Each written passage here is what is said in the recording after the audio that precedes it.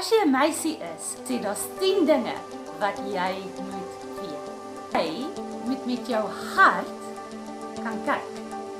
Met ander woorde, jou hart moet vol van God of jou geloof wees, sodat jy reg kan sien. Jy het goeie vriende nodig. 1 goeie vriend is beter as 10 slegtes. Maar TikTok en al die booty shakes, man, daai goed laat jou lyk asof jy 'n audisie doen om die dame van die nag te wees. Hê 'n bietjie respek. Wees trots op jouself. Kry 'n stokperdjie, doen 'n sport, speel 'n instrument, skryf 'n liedjie.